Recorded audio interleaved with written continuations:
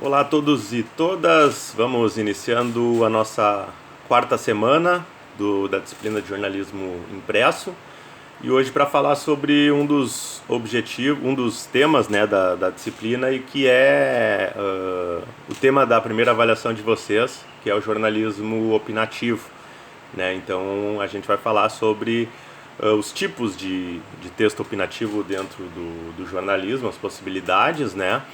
E aí eu vou colocar, além desse vídeo dos slides, também vou colocar alguns exemplos e um artigo acadêmico, né, publicado sobre o tema, faz uma revisão bibliográfica, né, geral sobre o tema para vocês terem também como referencial, né, até eventualmente se alguém depois quiser fazer alguma produção acadêmica ou TCC mais para frente vai ter esse material. Então, depois eu posso no final falar aqui os exemplos que eu vou colocar para vocês. Não, na verdade vou colocar agora, já vou falar agora os exemplos só para não correr o risco também de estourar o tempo, né? Então o editorial, a gente vai falar sobre editorial. Eu coloquei um editorial que foi o primeiro editorial do projeto de extensão do Superávit Caseiro, né? Que é o projeto de extensão que eu coordeno. Em que, enfim, eu faço a apresentação, né, do projeto e do site, né? Então a gente vai ver depois as características do editorial. Inclusive, como eu comentei, né, ao final da disciplina, inclusive no texto opinativo, né, vocês têm essas opções, né, como o texto é de vocês, claro, eu vou retornar com as observações e tudo mais, né, e depois você tem pelo menos as três opções de site, de projetos de extensão que tem sites, né, como o Superávit Caseiro, que é jornalismo econômico, mas tem o Em Pauta, né, que aborda assuntos de maneira geral, e tem o Artes do Sul, né, do professor Gilmar, o Em Pauta do professor Cadré. Então vocês, né, têm essa possibilidade de submeter, né, esses textos para publicação nesses projetos de extensão.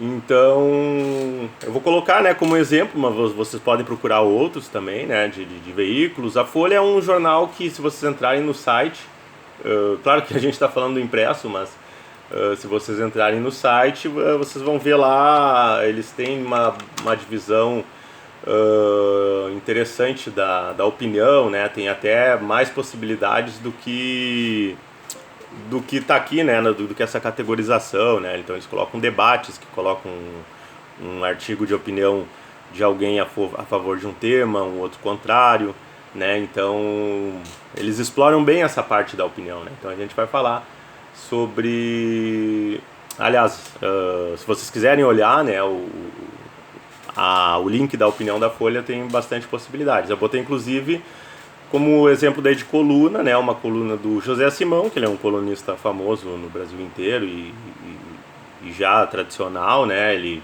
contribui para mais de um veículo. Eu coloquei essa possibilidade para vocês. E o Ombudsman, que é o crítico, a gente vai ver também depois as características, também é um da Folha, porque é bem relevante, e vou botar um outro link, que é um histórico com 25 anos, né, as principais brigas que teve entre essa figura e os jornalistas da Folha, ou colunistas, enfim. Então é isso, a crônica até, a gente vai falar mais sobre ela na próxima semana, né? Então eu vou falar de uma maneira mais sintética hoje, mais apresentando como integrante do gênero opinativo. Então a gente começa pelo editorial primeiro, justamente como eu coloquei antes, né? Alguns veículos até às vezes esquecem que o editorial ele é um texto opinativo, e acabam às vezes colocando informação, né? Acaba às vezes colocando até às vezes notícia, né, no editorial, quando na verdade o editorial é um texto opinativo. Que claro, ele pode apresentar, nas revistas fazem muito isso. Eu lembro assim, lendo ao longo dos anos, eles fazem muito isso de apresentar os destaques daquela edição, né, no editorial. Nessa edição você vai ter a entrevista com fulano, você vai acompanhar uma reportagem especial sobre o tema tal, né? Então pode ser uma pincelada, né, do que vai rolar naquela edição do jornal ou da revista, né?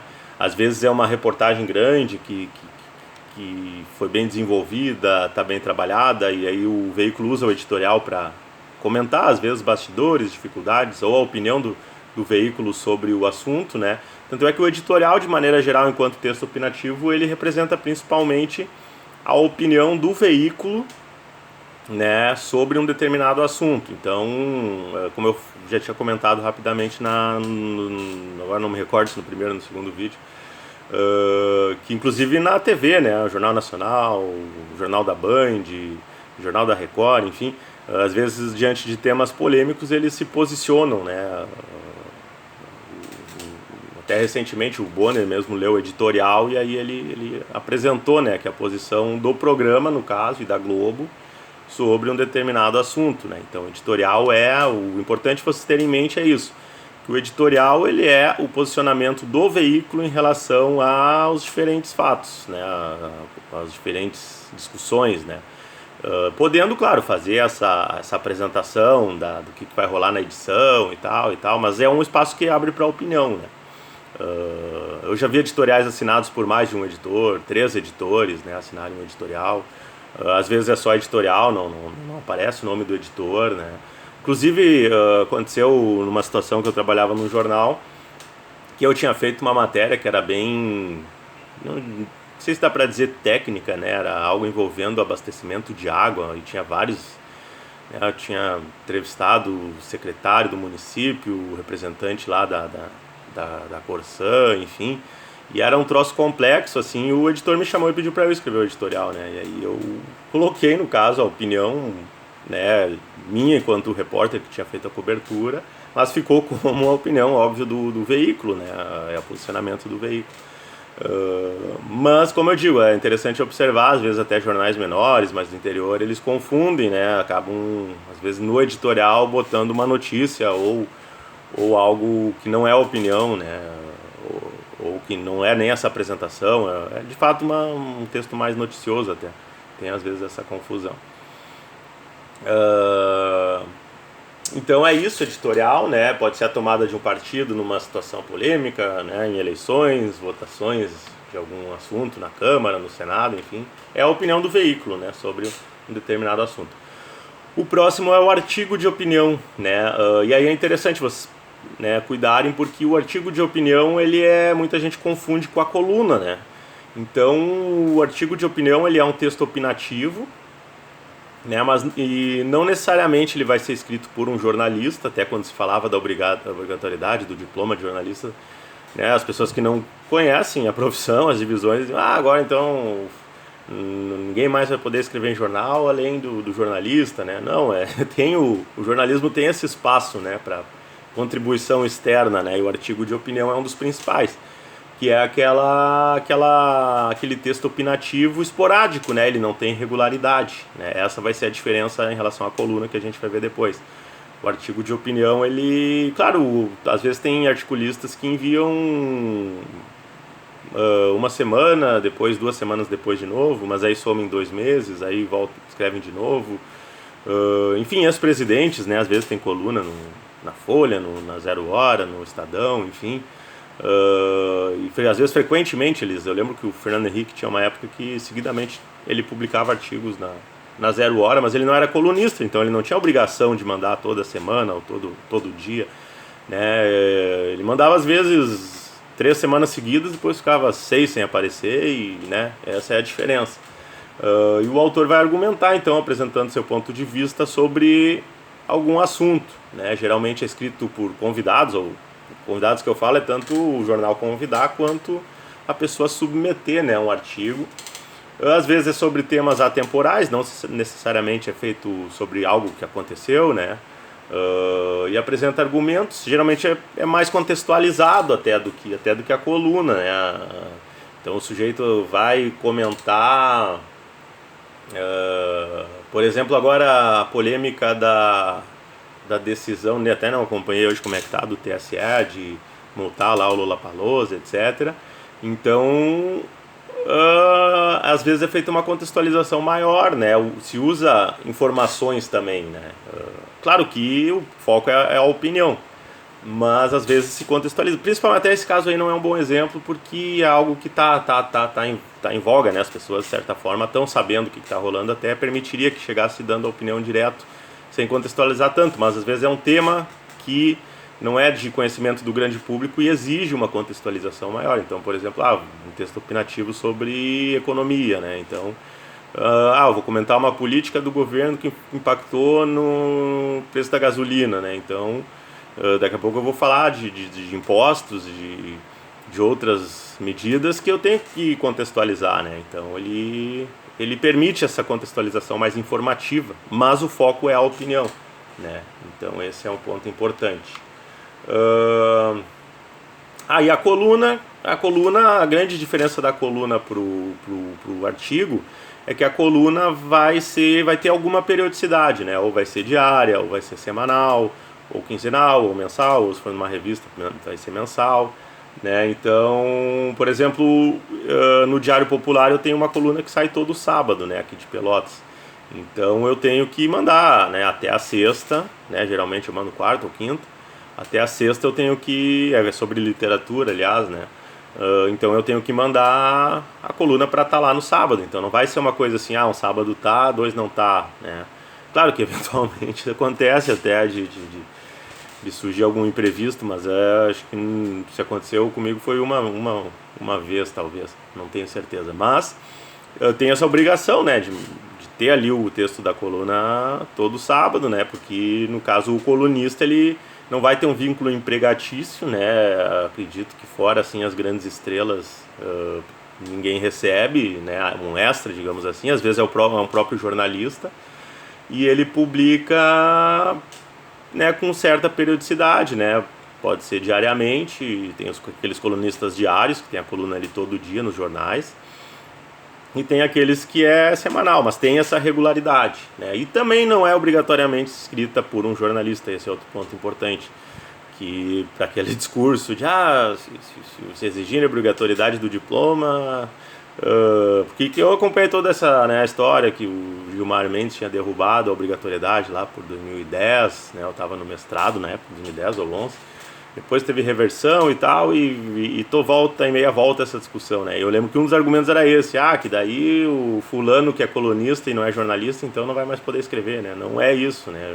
O texto opinativo é outra coisa, né? A questão da obrigatoriedade seria para atividade, né, de repórter, de texto informativo, né, de notícias e reportagens principalmente, né? Então tem essa confusão assim, né, que as pessoas às vezes não conhecem e querem adotar argumentos, né, sem conhecer. Então é opinativa e às vezes pode ser temática, assim, sobre uma editoria, esportes, né? Tem colunistas de esportes, tem colunistas que só falam de política, tem colunistas que só falam da questão rural, tem economistas que só falam de economia. E tem aqueles que têm liberdade, né, para escrever, que sai ali na página de geral, às vezes sai na página 3, ali no início, né. Eu lembro o Juremir teve durante muitos anos a coluna no Correio, agora ele está num outro jornal, né, e ele escrevia um dia sobre política, outro sobre literatura, né, o Juremir Machado da Silva, um dia sobre política, um dia sobre economia, às vezes até futebol entrava no assunto, né, então ele não tinha essa questão da editoria, né. E alguns falam sobre temas específicos, né? Depois eu cito alguns exemplos. Alguns são especialistas até às vezes em determinada área e tem uma coluna sobre um determinado assunto. Mescla também informação e opinião. Geralmente não é uma regra, né? Mas como eu citei antes, um tema que estava em discussão. Geralmente se o assunto, digamos assim, as pessoas já está em destaque no noticiário e tal, a pessoa chega dando opinião mesmo, sem necessariamente contar a história toda, né? Pode se posicionar, né? Vou comentar sobre um governo específico, né? Então não vai contar a história daquele governo e tal, tu já parte do princípio às vezes que as pessoas já saibam, ou tu vai levantar 1 ou 2 pontos, porque senão tu vai precisar de um livro, né, para escrever. Então, e às vezes exige essa contextualização, principalmente se é algo que não tem, que é algo atemporal, assim, por exemplo, minha dissertação foi sobre o Érico Veríssimo, eu publiquei o livro sobre o Érico Veríssimo, né, como livro, né, impresso. Então, daqui a pouco, 2025, completam 120 anos do nascimento do Érico Veríssimo. Daqui a pouco eu vou se eu fosse escrever lá em 2025 um texto da coluna sobre isso, eu ia ter que, porque não é algo que as pessoas estão falando, eu ia ter que contextualizar, falar quem foi, dar as informações básicas, né, além da opinião. Mas tem que ter opinião, né? Se eu só escrever lá, contar a vida dele, né, meio em ordem cronológica, não vai ser um texto opinativo, né? Então tem que ir para... Esse é um ponto importante aí, já falando da avaliação de vocês. Tem que se posicionar, então não me escrevam... Não é redação, agora lembrei de um ponto. Que eu já dei, né, essa disciplina outras vezes. E assim, uma das coisas que eu mais percebo, que eu, ao longo dos anos, assim, recebendo trabalhos, né, principalmente textos opinativos, é que às vezes o pessoal chega meio engessado ou com medo de dar opinião, né? Então, às vezes acaba fazendo aquele padrão redação de ensino médio, né? De Enem, de sei lá o que, de concurso, que apresenta pontos positivos, pontos negativos e no final faz uma conclusão. Não, isso não é coluna de opinião, isso é redação dissertativa, né? E geralmente no último parágrafo, quando é para dar opinião, fica em cima do muro, né? Então, não. Não, isso não é. Leiam os textos de opinião, né? Colunas, deem uma lida. Porque redação dissertativa é uma coisa, coluna opinativa é outra, né? Então vocês podem contextualizar, né, e tal. Até podem, né, querer, mas se vocês fizerem aquela estrutura, não vai ficar legal, vai ficar um texto chato, ruim, né? Então fujam da fórmula lá que vocês aprenderam no ensino médio, porque no caso, na avaliação, eu não estou pedindo uma redação dissertativa sobre um tema, né? É uma coluna de opinião que vocês escreveriam como uma coluna, um texto de opinião, né? Depois eu vou falar sobre as possibilidades. Mas é um texto opinativo sobre um assunto que vocês vão escolher, né? Então vocês precisam se posicionar sobre aquele assunto, né? Então esse é o ponto principal. Pode ser sobre uma determinada editoria e tal. Pode ser escrito também por aquilo que eu já falei, pode ser um convidado externo, não precisa ser um jornalista formado, né? Pode ser um especialista em alguma área. Alguns exemplos eu botei aqui, a Djamila Ribeiro, né, que também ela chegou a estudar jornalismo, não fez jornalismo, não concluiu, né, mas é filósofa e escritora, né. Eu tenho alguns livros dela aqui que são muito bons por sinais, né. E ela é colunista, eu vejo na Folha, mas às vezes tem colunistas que eles escrevem e a coluna deles sai em vários jornais, né? Como Luiz Fernando Veríssimo, por exemplo, sai no Globo, na Zero Hora, em vários jornais do Brasil. Isso aí é o mesmo texto, né? Então, não sei se a Djamila tem com outros veículos, mas eu acompanho pela Folha, né? A Jane Guerra, que é no caso do Grupo RBS, e aqui a gente está falando impresso, mas ela também é comentarista na rádio, na TV. Mas no caso a especialidade dela é jornalismo, né? Até trouxe o nome dela porque ela no passado, se eu não me engano, não foi ano passado, ela participou, né, daquele evento que a Zero Hora promove de bate-papo dos jornalistas com alunos das universidades, e ela que fez quem alguns de vocês provavelmente até estavam e assistiram, né? Então ela é um exemplo de colunista especializada numa editoria específica, né? Ela mesmo falou que fez MBA e tal em área de economia, então ela é especialista nessa área, além de jornalista, e é colunista, então, uma colunista especializada no tema. Poderia ser, sim, no caso da coluna, é que no caso ela também faz o trabalho de às vezes até de reportagem, fazia muito mais, agora está mais na opinião mesmo, mas poderia ser um economista que escreve, né, para coluna de opinião, como eu falei, também pode ser, como no caso da Djamila, que não é formada em jornalismo e tem a coluna dela sem problemas. Assim como tem N exemplos, né, de colunistas que são colunistas. O Pedro Halal nosso ex-reitor aqui, não sei se ele mantém, mas eu cheguei a ver ele também no nome dos colunistas da Folha, né, quando estava em alta, principalmente a questão da pandemia. O Felipe Pena, professor da Federal Fluminense, escritor, referência em teorias de jornalismo literário, né, e ele também é colunista, né, ele também escreve seus textos de coluna de opinião. E o José Simão, que como eu comentei, eu botei o exemplo do José Simão, ele usa muito humor, né? Eu acho que é um colunista / humorista que comenta principalmente sobre política, mas também sobre temas gerais, né? A crônica. Eu vou dar uma pincelada mais rápida aqui, até do que eu botei, porque a semana que vem vai ser sobre crônica, né? Até eu vou tirar aqui, vou deixar para postar um livro em PDF de crônicas, que eu já posto como exemplo, vou deixar para a semana que vem. É um gênero que fica na interface entre o jornalismo e a literatura, né? Pode ter relação com o factual ou não, pode transmitir a opinião através, pode se contar um conto e no final fazer uma relação com algo que está acontecendo. Às vezes são memórias, né? Às vezes são histórias, né? Pode ser relacionado a alguma editoria, política, esporte, polícia. E alguns exemplos, Nelson Rodrigues, o Juremir Machado da Silva, ele tem a coluna, às vezes ele usa esse espaço da coluna para escrever crônica, às vezes não, às vezes é texto mais opinativo sem o uso da crônica, o Davi Coimbra também, Mário Prata, Caio Fernando Abreu, Marta Medeiros, Jefferson Tenório, né? Enfim, tem N aí, geralmente os jornalistas têm o seu cronista favorito, mas aí a gente vai falar mais sobre isso na próxima semana, só essa pincelada rápida então. A opinião do leitor, né, sempre teve. Esqueci de falar desde o início. A gente está falando aqui baseado no livro A Opinião do Jornalismo Brasileiro, do Zé Marques de Mello. É o principal livro teórico brasileiro sobre jornalismo opinativo, né? Ele é usado como referência, qualquer trabalho que vocês pegarem sobre jornalismo opinativo vai ter ele, se vocês fizerem um TCC e falarem sobre jornalismo opinativo, independente de quem for o orientador de vocês, ele vai passar esse livro. Que conta a história, conta as categorizações, aí ele traz a categorização brasileira, americana, europeia e assim por diante.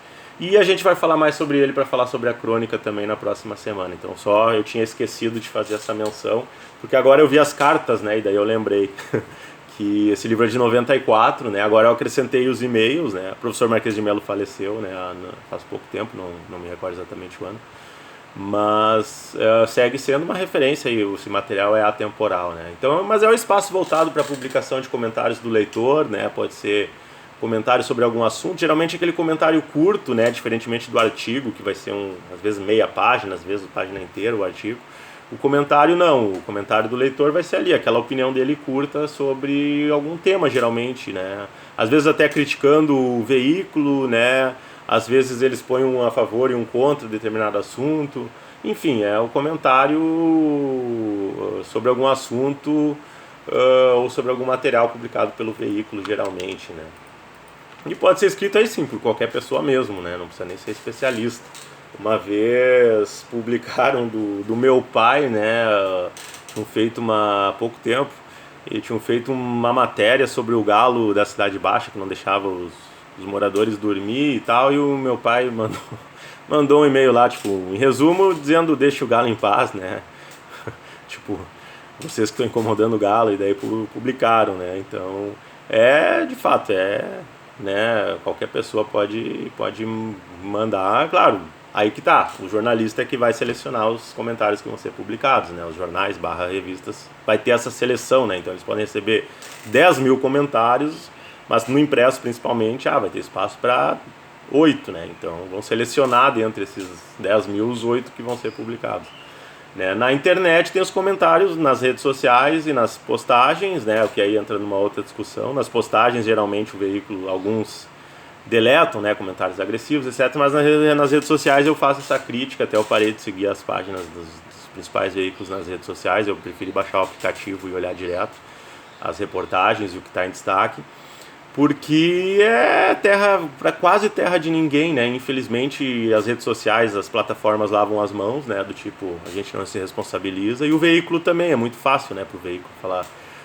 a gente não tem como controlar os comentários nas redes sociais, né? Então eu cansei, assim, porque eu me deparei ao longo dos últimos anos, com comentários racistas, machistas, ofensas, ameaças, e como ninguém é responsabilizado, né? Como que nem a rede social e principalmente os veículos tinham que ter responsabilidade, sim, nesses comentários aí, eles tinham que, se fosse no caso principalmente de crime, banir a pessoa de ter acesso, bloquear, né, ela ter acesso às publicações. Mas aí entra o que uma outra jornalista comentou quando eu ainda estava no FSM de Frederico, que ela era da parte das redes sociais, E ela deu a palestra de que para os veículos, em muitos casos, conta os cliques, é o caça-cliques, caça-comentários. Então, para eles, às vezes, ela falou isso abertamente. Para a gerência, digamos assim, do veículo, não fazia. O importante é que o número de comentários que tinha lá. Então, se as pessoas estavam se matando, se xingando, então, quanto mais polêmica, quanto mais gerasse esse embate, o veículo gostava, ele queria isso. Né? Então, mas aí a gente vai para ética, tem a professora Silvia aí que tem pesquisa sobre isso, a professora Marisley, né? Mas é algo que é importante vocês olharem, né, jornalistas que vão ser formados e já como estudantes terem essa visão crítica, né? Porque foi assim, quando começou, eu também fui no impulso, né? Entrei lá nas discussões e tal, e tal, e tal. E aí com o tempo eu fui vendo, digo, olha, não tá certo isso, porque tá terra de ninguém isso aqui e mudou muito pouco. Né? E minha crítica, né, é principalmente em relação aos veículos mesmo, claro, às redes sociais, mas aos veículos também, que eles lavam as mãos. Não, a rede social está ali, a gente posta ali, o que as pessoas vão comentar não é responsabilidade nossa. Aí fica fácil, né? Ficar ali caçando clique para depois mandar para os patrocinadores, os anunciantes, dizendo, a gente teve 10 milhões de cliques e 6 milhões de comentários, só essa postagem aqui teve 1 milhão de comentários, né? E isso é usado como algo positivo para vender o anúncio lá depois. Mas, enfim, aí já é para teorias do jornalismo, né? Teoria organizacional. E, enfim, o ombudsman, então, é alguém dentro do próprio jornal que faz a crítica, geralmente é um jornalista que tem anos de bagagem, poucos jornais fazem isso no Brasil. O Estadão eu não tenho certeza, a Folha faz, e fez ao longo da história, acho que eles mantêm muito por tradição. Atualmente, o José Henrique Mariante, engenheiro e jornalista, foi repórter, correspondente, editor e secretário de redação, e ele trabalha desde 91, né? E aí eu vou postar para vocês o link que tem as brigas, porque às vezes o ombudsman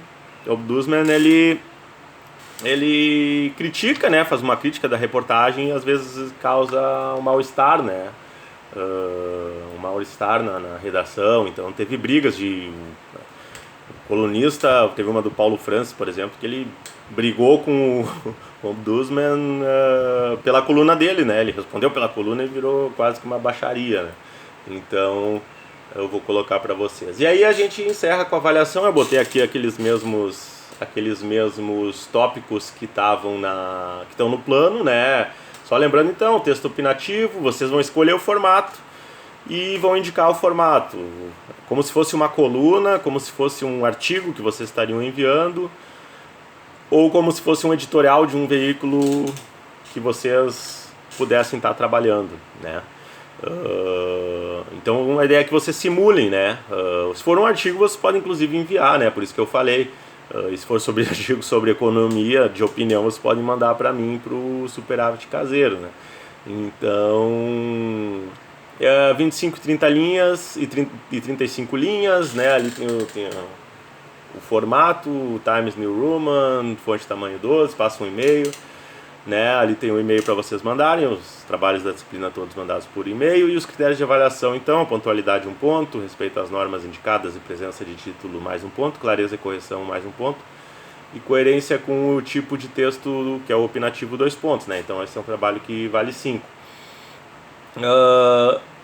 Além de todos esses formatos que a gente viu hoje, também a crônica vocês podem optar, mas aí eu vou especificar ela mais, conforme está previsto no cronograma, na semana que vem, né, que vai ser só sobre a crônica, né? Então por isso que eu dei essa acelerada, né, na parte da crônica, não aprofundei, mas a gente vai ver daí exemplos e características e tudo mais, né? Então vocês podem usar tanto um dos tipos que a gente viu hoje, né, a exceção talvez do ombudsman e da opinião do leitor, né, mas artigo de opinião, coluna editorial ou crônica, né, acho que seriam essas 4 possibilidades que vocês têm de fazer.